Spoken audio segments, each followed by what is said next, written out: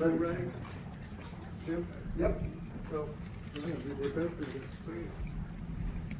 thank you very much. It's a great honor to have Micheál Martin, Taoiseach, Ireland. It's a special place, and he's a very special guy. He did it the hard way also. He served, and then he took a little time off, and then he served again. I've heard about that. That happens on occasion. And he's done very well. And we knew each other from a long time ago. But it's a great honor to have you in the Oval Office and have you at the White House. We have tremendous business relationships with Ireland, and that will only get stronger. The relationship we have personally and every other way is very, very strong and very, very good. So I just want to welcome you to Washington, D.C. and to our country, and thank you very much. May I thank you, President. It's a great honour for me to be here to celebrate St. Patrick's with you. Right. And I thank you for your hospitality and the warmth of your reception. And I commend you in terms of the work that you're doing, particularly in terms of the pursuit of peace, which we discussed earlier. And I think that's going well. And you really have, in the first sort of 100 days of this government, you've done some extraordinary things very quickly. Thank you. Everybody's watching in that respect. So Thank you. Delighted to be here. It's an honour to be here. Well, it's a great honor to have you, and special people, very special people. I know a lot of Irish, and growing up in New York, I know a couple of your people that used to live in that beautiful Ireland, and now they're here, but they love your country very much. You know, they have a great feeling toward your country. They have, and a lot come back for holidays and they come back. Stuff like that, and checking out their family, ancestry, and things like that. You know. Great, fantastic people. Some go to Doonbeg as well. Yeah. And they go. We love Doonbeg. I love them. I don't know if I'll ever see it again. Maybe I won't, but we would like I to think come I back will. and see it. We'll get there. We're going to get there. It's a beautiful place, wonderful place. Any questions? Mr. President, on tariffs, how far are you please. President Trump, how worried are you about the counter tariffs from the EU, which were announced yesterday? And also, how worried should Ireland be, given the fact that it has a massive trade surplus with the US, over $50 billion? Micheál Martin might be quite nervous about what you're going to tell him today. Well, I don't think he looks nervous to me. And if he was nervous, he wouldn't show it. No, we do have a massive deficit with Ireland, because Ireland was very smart. They took our pharmaceutical companies away from presidents that didn't know what they were doing. And, it's too bad that happened. It's a tremendous job I give. Look, the Irish are smart. You're smart people. And you took our pharmaceutical companies and other companies, but, through taxation and proper taxation, they made it very, very good for companies to move over there. And we had presidents and people that were involved in this that had no idea what they were doing, and they lost big segments of our economy. The European Union treats us very badly. They have for years. I saw that. I had it out with them in my first term. It did well, but we had to solve other problems, and we did. But European Union's been very tough, and it's our turn too.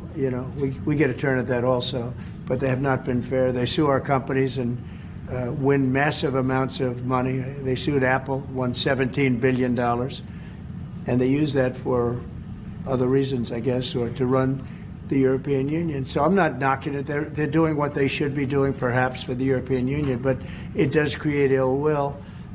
And as you know, we're going to be doing reciprocal tariffs. So whatever they charge us, we're charging them. Nobody can complain about that. Whatever it is, it doesn't even matter what it is. If they charge us 25 or 20% or 10% or 2% or 200%, then that's what we're charging them. And so I don't know why people get upset about that, because there's nothing more fair than that. And we had a problem with Ontario, and they dropped that when I let them know what we were going to be doing. They dropped it immediately, so I'm glad, because electricity, you shouldn't be playing with electricity. It affects people's lives. Actually their life. I mean, it can affect, depending on weather, it can affect their life. So we can't do that. And it doesn't make sense that our country allows electricity to be made in another country and sold into us.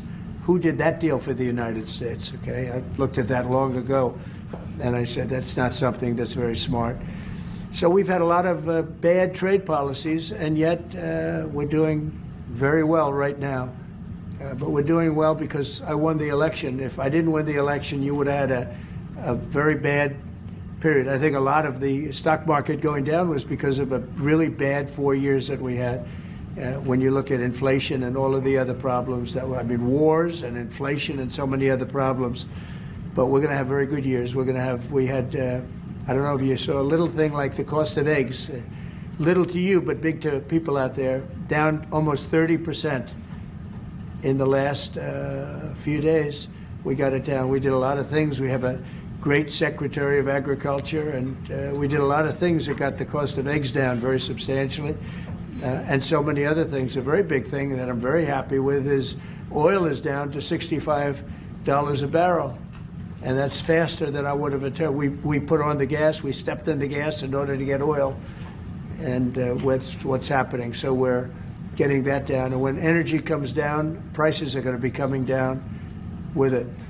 So in a very short period of time, we've done a very good job. And I think that the tariffs that we're talking about, and again, reciprocal, I think that the tariffs, there are some cases where they're a little beyond reciprocal because, we've been abused for a long time as a country. We have been abused really for a long time, and we will be abused no longer. Okay. Are you going to retaliate to the EU retaliation? Education, sir, would you describe for us, is this meeting your vision by cutting about half the workforce? And what responsibility do you feel to the civil servants who have now lost their jobs? Many of them worked at the Department of Education during the first term. Sure, I do. I feel very badly, but many of them don't work at all. Many of them never showed up to work. Many of them never showed up to work, Kelly, and unfortunately, and that's not good. And when we cut, we go, and that's what I had a number of meetings with a lot of people over the last couple of months. When we cut, we want to cut, but we want to cut the people that aren't working or not doing a good job. We're keeping the best people. And Linda McMahon is a real professional, actually a very sophisticated business person. And she cut a large number, but she kept the best people. And we'll see how it all works out. But our country was run very badly. I mean, whether it was that or contracts that were signed that was so bad, so obviously bad. And I go through them in speeches. I could go through them all day long. I could read for billions and hundreds of billions of dollars. And all of that fat and waste and fraud and abuse is being taken out. But it's incredible what's happened. Now, Department of Education's, maybe more so than any other place, has a lot of people that can be cut. They're, number one, not showing up to work. Number two, they're not doing a good job. And if you take a look at our education process, and if you look at the charts, because they have numerous charts where they do the top 40, we're at number 37, 38, 39, and 40. And recently they hit, during Biden's last few days, they hit last. So they were number 40, and yet we're number one in cost per pupil. So it's pretty bad. But we have a dream. And you know what the dream is? We're going to move the Department of Education. We're going to move education into the states so that the states, instead of bureaucrats working in Washington, so that the states can run education. And you have Norway, you have Denmark, you have Sweden, you have Finland, you have various countries that do very well. You also have China that does very well in education, which is a pretty big tribute to China, I must say.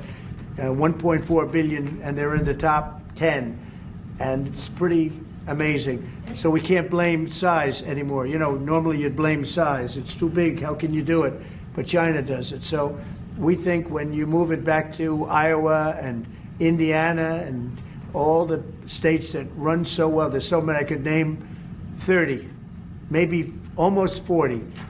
Those will be as good as Denmark. Those will be as good as Norway, and they'll be as good as any of these. I believe they'll be as good as any. Now, then you're going to have 10 that won't be so great. You're going to have 5 that will not be good at all, but we'll work with them and we'll get them to be good. But what we want to do is always school choice, but we're going to do school choice, and we're doing it.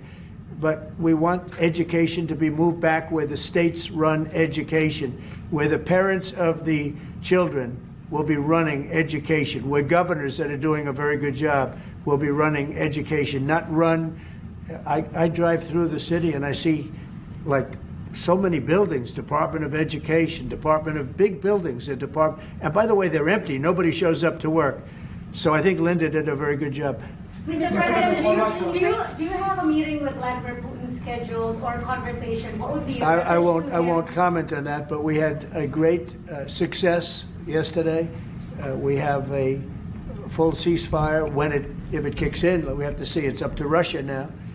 But we've had a good relationship with both parties, actually, and we'll see. We'll be knowing people are going to Russia right now as we speak, and hopefully we can get a ceasefire from Russia. And if we do, I think that would be 80% of the way to getting this horrible bloodbath finished. It's a bloodbath is taking place over there.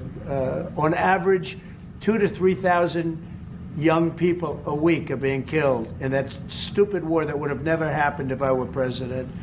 So we have people going over there. Mr. VP, do you have anything to say about it? Because you're very much involved. What's going to happen? Well, we've got some conversations that are happening on the phone and in person with some of our representatives over the next couple of days. As the President said, we think that we're in a very good place where the Ukrainians have agreed to a ceasefire, and we're now going to see whether we can get the Russians to agree to a ceasefire too, and we'll certainly have news on that when we find out that news. Are you confident that President Putin will keep the ceasefire, considering that he's broken them in the past?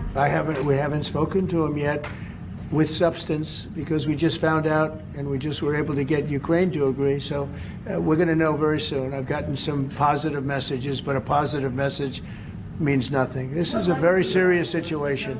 This is a situation that could lead to World War III. And Biden should have never let it happen. Incompetence allowed this to happen. This shouldn't have happened. October 7th in the Middle East should have never happened with Israel. The horrible leaving, the way they left Afghanistan should have never happened. Inflation should have never happened. You know, we have great inflation numbers, by the way, just got released. Inflation is way down, and it's based on what we've done, and we've done it in a very short period of time. You know, we had virtually no inflation. For 4 years, we had almost no inflation, and when these characters took over, we went from no inflation to the worst inflation probably in the history of our country. So it's very interesting. Go ahead. Are you going to retaliate against And by the way, I have to speak of inflation. I love these socks. What's with these socks? It's in honor of the Taoiseach. I'm trying to stay focused, but I'm very impressed with the VP's socks. That the United States is recognized as having such an important role in the peace process, and yet half the parties from the Northern Ireland government have decided not to come to St. Patrick's Day celebrations. They haven't what? They haven't come over. They're boycotting the St. Patrick's Day celebrations. What are they boycotting? They are talking about your position on Gaza as one of the reasons why. Oh, I haven't heard that. I really haven't heard that. Look, can I just say, I got to pay tribute to the President on the peace initiatives. The one thing we've learned in Ireland about the peace process that you've just spoken about, and I recall back in the early 90s, when the first tentative steps to get peace in Ireland, people criticised people like John Hume or people like Albert Reynolds, the then Taoiseach. But they kept going. And when we got that ceasefire in 1993, okay, it took a number of years to get the comprehensive peace settlement. But again, the guns more or less largely went silent. The war in Ukraine is a devastating war on young people. And I think that very simple, straightforward narrative is to be commended. We all have children. I mean, we would be shocked at the prospect of young people losing their lives in that number, be they Ukrainian, be they Russian, whatever. Anything we can do to stop the violence, I think, is an extremely positive day. And there will be all sorts of people having qualifications on it and all the rest of it. It's our job then to work on it and to try and build it, Europe, US and everything. I will say, and thank you for that, but I will say, last week 2,500 young people died while we sit here and talk. Yeah. And while they talk about peace, but they've been talking about peace. This should have never happened. This war should have never happened. It would have never happened if I was president. That's what makes me more angry than anything else, because you've had far more people die than they report, than these people report, for whatever reason. But you had far more people. The numbers are far more devastating. You'll find that out someday. And it doesn't affect you very much. They're not Irish, and they're not from my country. They're from Russia mostly, almost all from Russia and from Ukraine. And people could say, why are you doing this? Why are you involved in that? Because 2,000 people a week are dying. And they have families, and they have mothers, and they have fathers, and they have sisters, and they have brothers and friends. And they're dying. And I've seen the pictures, the satellite pictures that we see all the time. And it looks like Gettysburg in its prime, because that was, they say, one of the most horrific battles ever. You have kids lying all over these fields that are dead because the weapons today are unbelievable, between drones and various types of guns. I'm not even talking about beyond that with the big babies. You understand what I mean? I hate to even mention the name, the nuclear name. I hate to mention it. But you have weapons today that are so powerful. And I see kids every week. I see pictures of kids laying all over the field dead. They're dead. Beautiful kids. They're dead. And they're not from here and they're not from where you are, but he's working very hard. We're all working hard to get this thing finished. It's crazy over nothing, and it's not going to go anywhere. It's just a terrible situation. And I think we have a chance to get it done. So we've gotten half of it as a ceasefire, and if we can get Russia to stop, then we have a full ceasefire, and I think it'll never go back to war. I think something will happen. Can I ask you about Ireland's relationship with Israel? There's been a lot of talk recently. The government are looking to bring in what's called the Occupied Territories Bill, which would ban goods from occupied territories. I know you met with Prime Minister Netanyahu recently. Did Ireland come up in that conversation? Did he raise any concerns about the Irish government? One thing I'll tell you, you're not from Israel, that's for sure, huh? She's definitely not from Israel. It's an interesting question coming from you. We talk about everything. Israel has been under siege, as you can see, and they had to fight back. October 7th was a terrible thing. People don't like to mention it, but it was a terrible, terrible day in the life of the world. And it's amazing the way people don't mention that, but it was, I've never seen anything like it. Those are other clips I get to see. You know, as president, you get to see clips that you'd rather not see, but I see clips, and that was a terrible day for the world. And we're working hard with Israel. We're working hard to see if we can solve the problem. I will say I just saw 10 hostages, and they were treated really badly. They were really treated badly. I was shocked. I asked them, was there any kindness shown? They were in there. One was in there for 500 days. One was 323 days. I said, was there any, 10 of them, I said, was there any kindness displayed? Like, did they ever, like, say, don't worry, you'll be okay? Or give you a little wink, or give you, like, an extra slice of bread or something? And everybody said, all of these people said, zero. It was hatred. It was pure hatred. So, I mean, that's a very deep-seated problem. Could you give the Taoiseach some advice? Ireland is in the midst of a housing crisis now, and I know you have a lot of experience as a businessman. How can the state build tens of thousands of houses at speed? You know why they have a housing crisis? Because they're doing so well. They can't produce houses fast enough. That's a good problem, not a bad problem. That's a pretty good answer, President. No, it's true. Will you put more tariffs on the EU, Mr. President? Mr. President, will you? Everybody should have that problem. That's okay. Will you put more tariffs on the EU? I know this gentleman. He'll get it solved. Will you put more tariffs on the EU? Will you respond to their retaliation? Oh, of course I'm going to respond. You will retaliate. The problem with more is tariffs. our country didn't respond. Look, the EU was set up in order to take advantage of the United States. Including Ireland? Is Ireland taking advantage of the US? Of course they are. I can't, you know, I have great respect for Ireland and what they did. And they should have done just what they did. But the United States shouldn't have let it happen. We had stupid leaders. We had leaders that didn't have a clue. Or let's say they weren't business people, but they didn't have a clue what was happening. And all of a sudden, Ireland has, you know, our pharmaceutical companies and other this beautiful island of 5 million people has got the entire U.S. pharmaceutical industry in its grasp. And, you know, you mentioned housing and you mentioned other things. I mean, I have property in Ireland, as you know, and I love it. It does great. But I'd like to see the United States not have been so stupid for so many years, not just with Ireland, with everybody. You know, I looked at trade deals. I was telling the group yesterday, I looked at trade deals in term one. It's one of the reasons I decided I had to do this, because somebody had to straighten it out, and I didn't see anybody that was going to. I looked at trade deals that were so bad, I'd actually say, how is it possible that this could have happened? Who would have been so stupid to let these deals happen? For instance, when the pharmaceutical companies started to go to Ireland, I would have said, that's okay if you want to go to Ireland. I think it's great. But if you want to sell anything into the United States, I'm going to put a 200% tariff on you. So you're never going to be able to sell anything into the United States. You know what they would have done?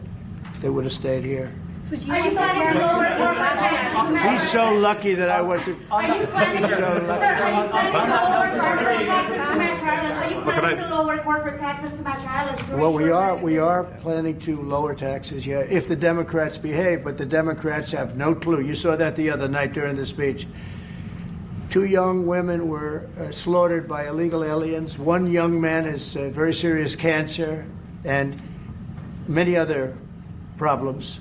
We look at the people up there, they all had difficulty, very serious difficulty. But when we're talking about 2 young girls, beautiful young girls, Lake and Riley, you know the whole story. That evening was a disaster for the Democrats, in my opinion. And I would mention, and I'd see 2 mothers that were inconsolable as they stood, crying. Their daughters have been absolutely just destroyed, killed, viciously killed. And the young man who loves the police departments, he had cancer and has cancer, very bad cancer. There wasn't from people sitting there, Democrats, there wasn't a hand clap. Nobody stood. They were just stone-faced. These people are sick. There's something wrong with them. There was no standing for anybody. The only thing they liked is when they heard about the death taking place with Ukraine. They were happy about that. They were happy about that. Pocahontas was very happy. She's the one that was slapped. That's why I looked at her. I said, oh, it's Pocahontas. These people are sick. They don't know what's happening in the real world. The Democrats have to get their act together.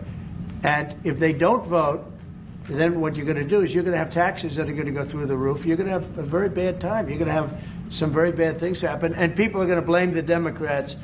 And Schumer is a Palestinian, as far as I'm concerned. He's become a Palestinian. He used to be Jewish. He's not Jewish anymore. He's a Palestinian. Okay. On tariffs, there's been a lot of on and off, some inconsistency. There's no inconsistency, only with NBC, which is one of the worst networks on television, by the way. Let me just tell you the inconsistency. I have the right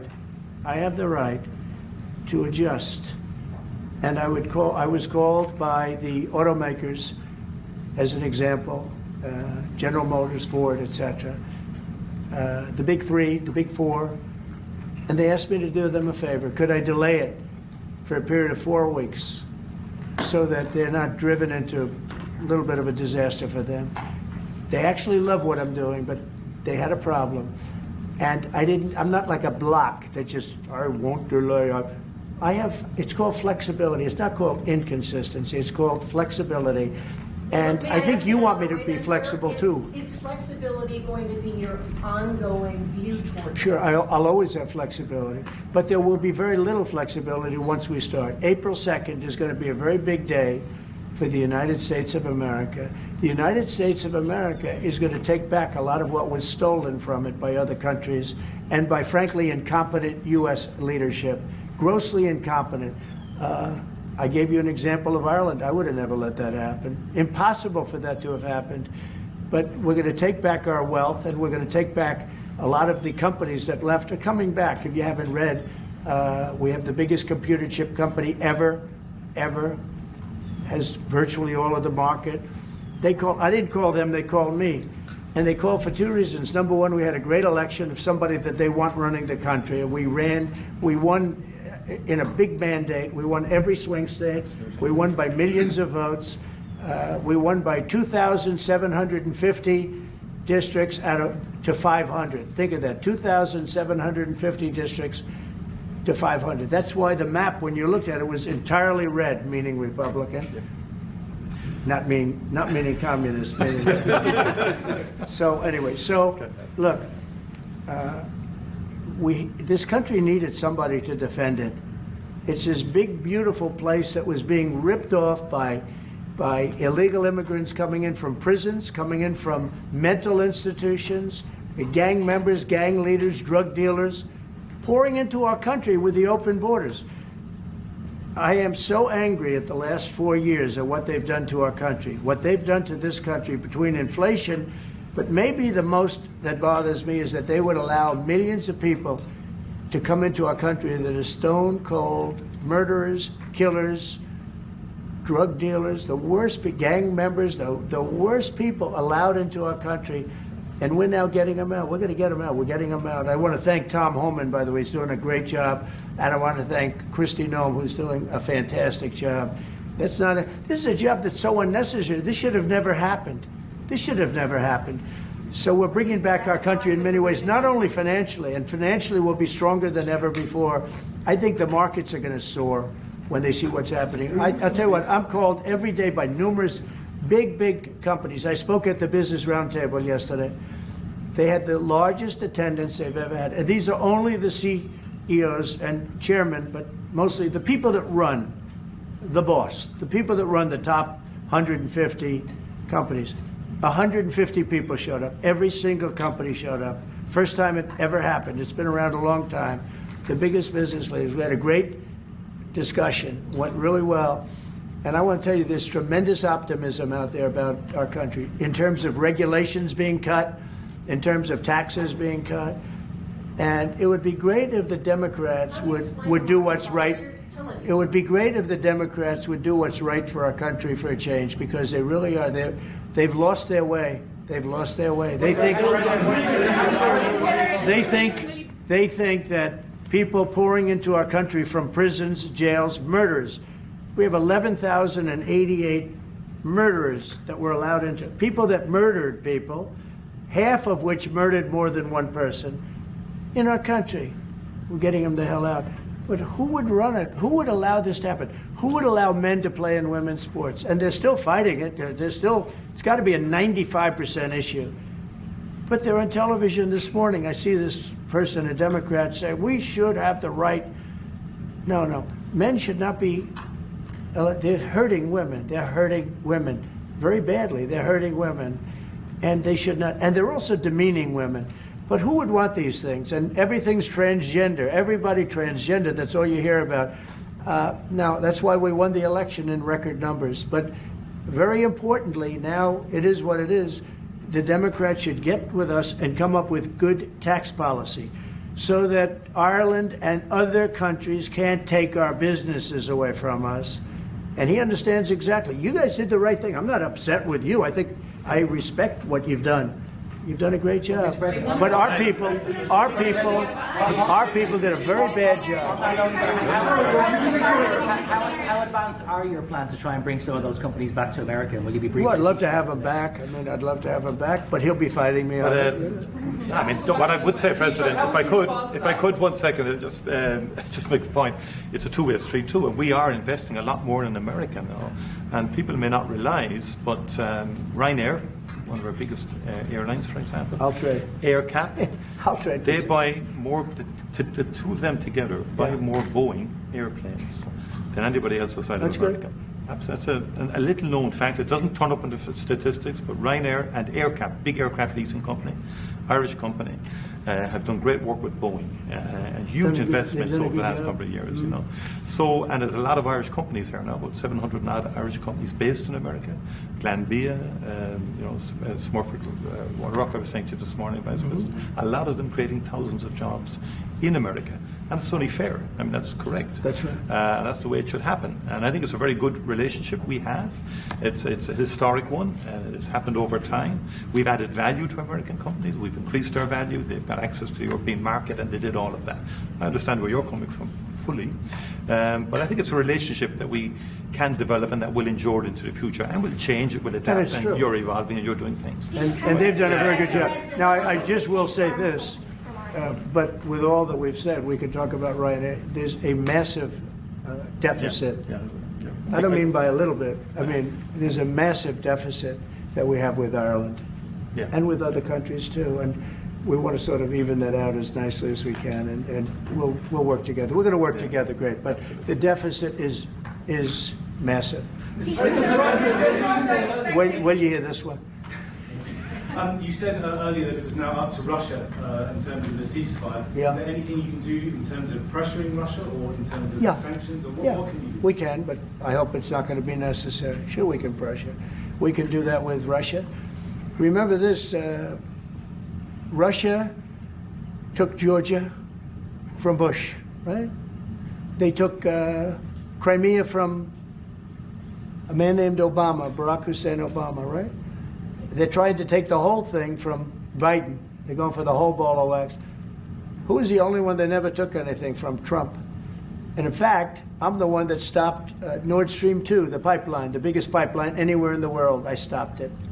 It was dead. And then Biden got in and he approved it. Nobody mentions that. What I did to Russia was very tough. I was the toughest ever. But nope, they never took anything from me. They took them from Obama and Bush, and they took it from Sleepy Joe Biden. With Biden, they wanted to take the whole country, but I think I've stopped that, but we'll see. But yeah, there are things you could do that wouldn't be pleasant in a financial sense. I can do things financially that would be very bad for Russia. I don't want to do that because I want to get peace. I want to see peace, and we'll see. But in a financial sense, yeah, we could do things very bad for Russia. It would be devastating for Russia, but I don't want to do that because I want to see peace.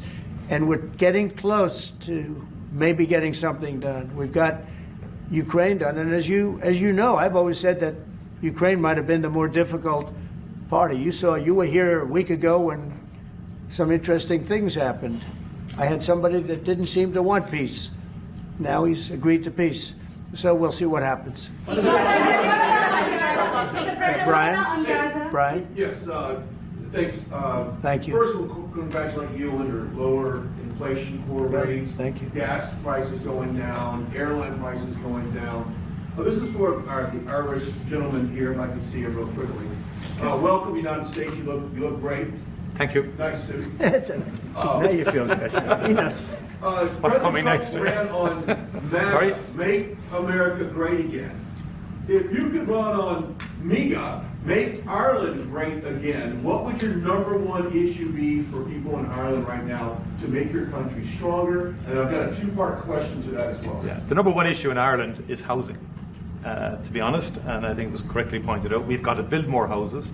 We've got to build them faster to give the young people of Ireland an opportunity to afford to buy a house or to afford to rent a house. We have a lot of other good things happening. That's my number one priority. Wonderful. Are you trying to and my confirm second part question to this, Ireland is known for very happy, fun-loving people, great attitude, many in this room right now that I've met. Why in the world would you let Rosie O'Donnell move to Ireland? I think she's going to lower your happiness level. That's true. Thank you. I like that question. Do you know you have Rosie O'Donnell? Do you know who she is? Do you know who she is? Yeah. You're better off not knowing. Prime Minister, are you expecting to inform the President your views on Gaza, considering that you have diametrically opposed positions on the state of Palestine? Your country is one of three in Europe that recognizes the state of Palestine. Are you expecting to discuss this with the President? Are you expecting to inform him? I don't have to inform the President. He's very well clued into the whole situation. We shared the President's, again, unrelenting focus on peace. And he's envoying, the President himself, as soon as he came into office, went to get a ceasefire. We've been calling for a ceasefire for a long time. We wanted to consolidate the peace. That is our fundamental aim. We want the hostages out. I've been saying it from day one. It's a horrific thing to do to take someone as a hostage. And I went to Kibbutz Be'eri after October the 7th in solidarity with Israel, and that gets forgotten. And I went a week or two afterwards. I saw the kibbutz. It was a shocking thing to see, even though it was a week or two after the horror. It was a village. You could see life going on prior to the attack. It was something that will not leave me. And I've been interested in the Middle East for a long, long time. It's complex, and it's all of that. But we do desperately need hostages out, all of them. It's been far too long. Let me finish. And then we need a ceasefire. We need to consolidate that. We need a surge of humanitarian aid into Gaza. Because again, there's too many children and too many people starving and so on. There's too many. And it's that humanitarian impulse is what motivates the Irish in respect of its views. And I've always been of the view, it's been our view that a two-state solution would be ideal. It's become much more challenging and difficult as time has moved on. But that has always been our position. But it's genuinely to have people, because we've gone through this. We discussed this prior to you coming in. We've been through some of this. People hating each other, terrible acts of violence carried out on each other. We came through it. It's our earnest hope that Arab and Jewish people can live side by side. And I've met with people, parents of children who were killed on both sides, called Parent Circle in Israel, and they work to try and bring people together. It's difficult work. What about the President's plans to expel Palestinians out of Gaza? Are you discussing that with him and giving him your... Nobody's expelling any Palestinians. I don't know. Who are you with? I'm with Voice of America, sir. Oh, no wonder. Okay, Voice of Taoiseach, how he feels about the President just saying that he would like to take back US companies, pharma companies based in Ireland. Well, I think the pharmaceutical companies in Ireland are doing very well, as the President has outlined. Again, I think it's about that two-way partnership. I understand fully where the President is coming from. I think there's actually room, we can discuss all this, I think there's room for those companies to grow in America, and many of them, by the way, have already announced fairly significant manufacturing investments now. It's true, just recently. Like people like Eli Lilly, for example, who have been a long-standing presence in Ireland since the 1970s. I spoke to the CEO recently. He's great. Great guy. And he's announced, I think, about a $50 billion investment in America. New plants. But there's big investment, they've had big investment in Ireland. Ireland has served them well too, The workforce is very strong. It's an educated workforce. They delivered well. During COVID-19, a number of CEOs said to me, a lot of the plants in Ireland were the only plants that never closed for a single day during COVID. Not a single day. Productivity is good and so on like that. But look, there'll be swings around. Mr. President, thank you so much. You spoke to Vladimir Putin for quite a while on the phone. So I want to know your assessment. When you take this deal to him now, how do you assess the chances of doing this? I have no assessment, and I don't go by chances. I think it makes sense for Russia. A lot of downside for Russia, too. And we have a very complex situation solved on one side, pretty much solved. We've also discussed land and other things that, go with it. We're not just doing it and saying ceasefire. We don't know what's happening. We know the areas of land we're talking about, whether it's pulled back or not pulled back. We've discussed a lot of the details of what has to go because we don't want to be wasting time. We don't want to be wasting time while people are dying. I mean, as we're sitting here, you probably had 2 people die on that very open field. It's dead flat. It's great farmland, and it's dead flat. There's no protection. The only thing that stops a bullet is a human body. And these are bodies that are young people. And they're stopping a lot of bullets because a lot of bullets are flying across those level fields. Dead flat, no protection whatsoever. It is a disaster. And so I hope he's going to have a ceasefire. And you are using the American leverage to get a lot of political issues. Well, I don't want to get into that, but if I had to, I'm the only one that's dealt with them successfully. Everyone else, I went through it. Bush didn't deal with them successfully, dealt with them terribly, got ripped off. And Obama was a disaster.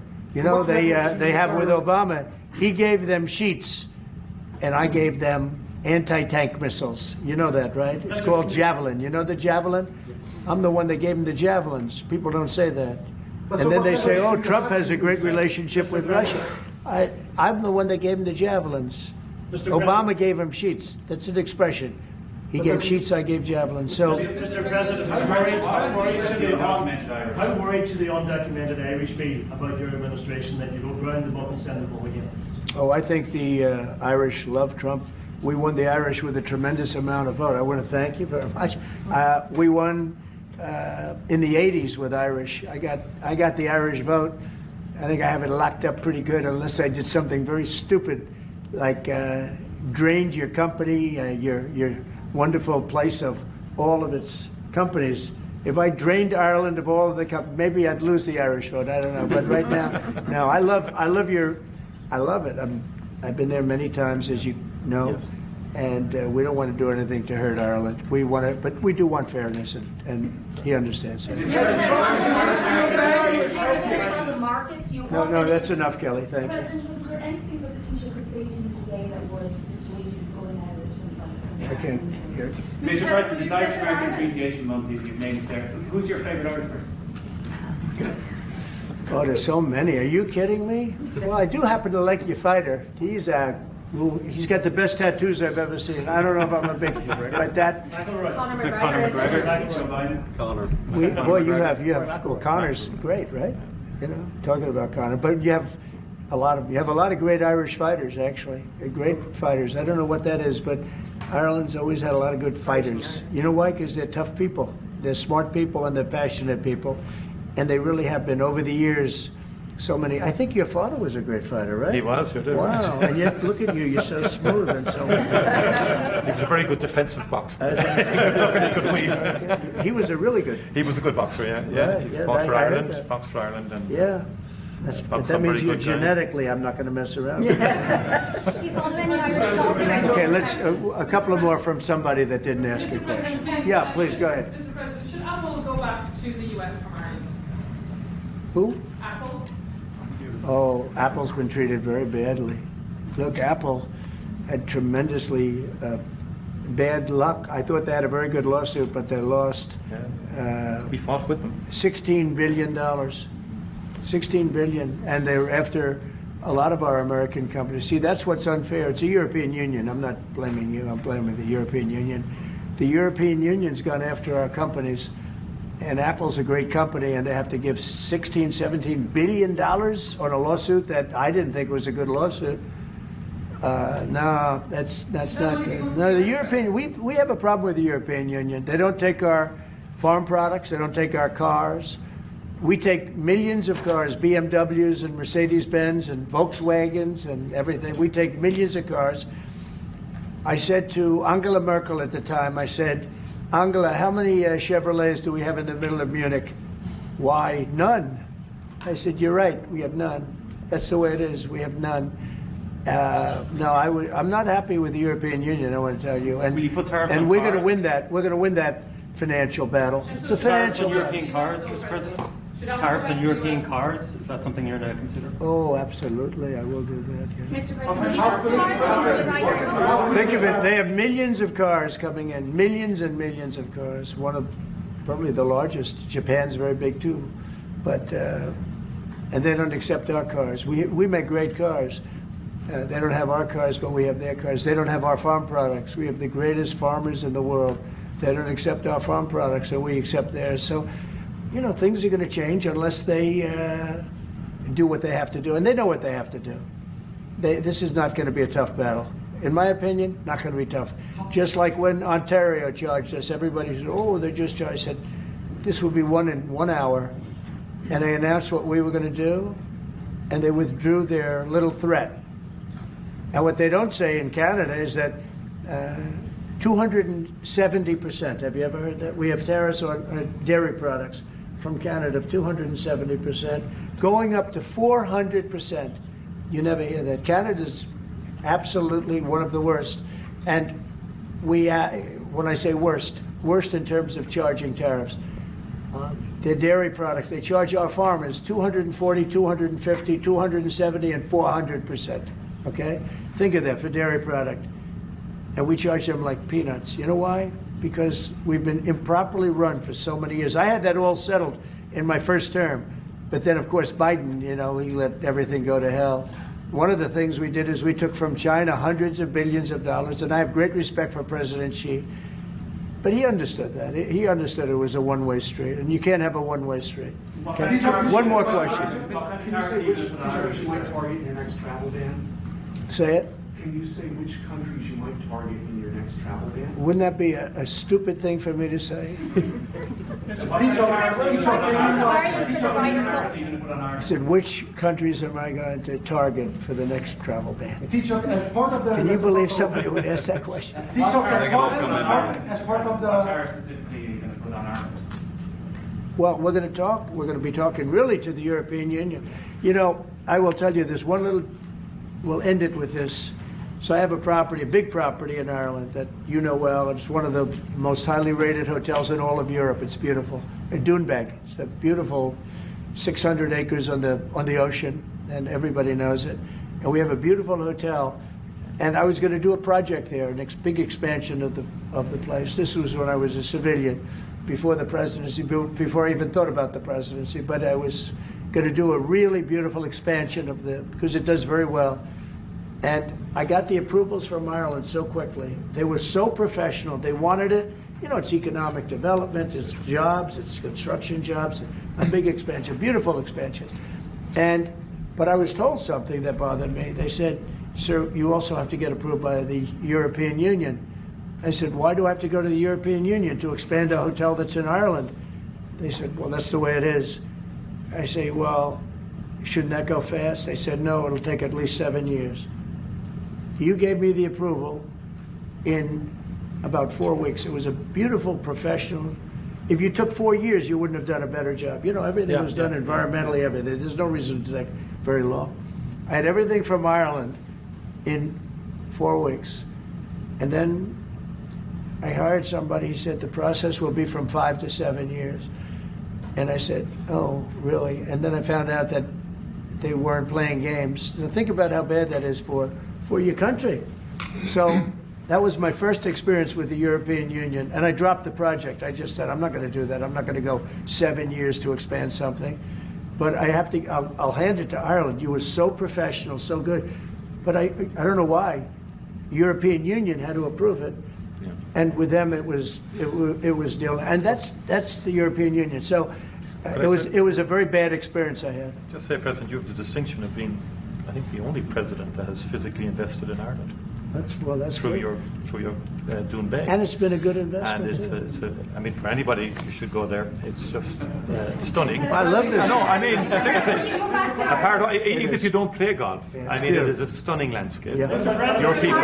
Your people have restored it very well, and our people are going to continue to work with you on that piece to do it all sort of effectively and so on like that. They've had a great relationship. But it is and the local people. My local councillor, Rita McInerney, texted me last week to say, tell President Trump to thank his family for the way they've worked with the local community and for the work that they've done.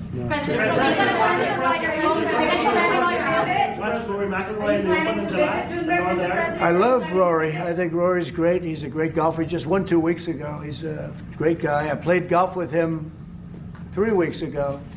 And he's really a fantastic player. He's in good form, too. When he played with me, he played very well, I can tell you. No, Rory certainly is one of the favorites. He's always going to be one of them. He's a very talented guy. He's a very good person, too. Are you planning to visit Dubai, Mr. President? I will. I'll get there sometime. I hope soon. In fact, if we meet, we'll meet at Doonbeg. Okay, but I hope to be able to get there. Mr. President, does America have a future in NATO? What's it? Does America have a future in NATO?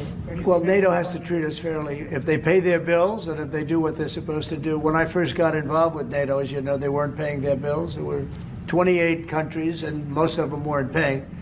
And I got them to pay. And they paid billions and billions of dollars. I made a certain statement that I'm not going to be involved with NATO unless you're going to pay your bills. And I was asked a question. If we don't pay, are you going to help us? I said, no, if you don't pay, you're saying you're delinquent. A real estate term. You're delinquent. You're not paying your rent. You're not paying your bills. If you're not paying your bills, I'm not going to help. And everybody we took in, your Secretary General will tell you, he was very generous to me. He said, I've never seen anything like it. Money came in by the billions and billions and billions of dollars, and NATO became much stronger. Now, NATO's expended a lot of that money in fighting this horrible war. It's too bad they had to do that. But they had the money from me. I was the one that got people to pay. The countries, most of the countries were not paying, or they were paying a very small amount. So we'll see. But NATO can be a force for the good, absolutely. Would you like to see Ireland join NATO, Mr. President? That's up to Ireland. Well, do you think Ireland and the EU are too close? Do you think that perhaps, like you said, We are very close. No, Ireland and the EU. Do you think there's too close a relationship there? Do you think there needs to be a separation, like you said, if you can't get planning permission when you can get it in Ireland, but you can't get it in the EU? Do you think? Well, look, I can just tell you about my personal experience. That Ireland treated me very well, and the EU was terrible, and they stopped really a magnificent addition. It wasn't a big deal from the standpoint of the world. It wasn't like the things we're talking about now, but it would have been a very beautiful addition. And they stopped it, which is bad for Ireland. And I don't know why. I don't know why it would take 5 to 7 years to get something approved, but that's what it was. Thank you all very much. Thank you. Thank you. We're headed out. Thank you. All right, headed out right behind you, right behind you. Right through this door. Thanks, guys.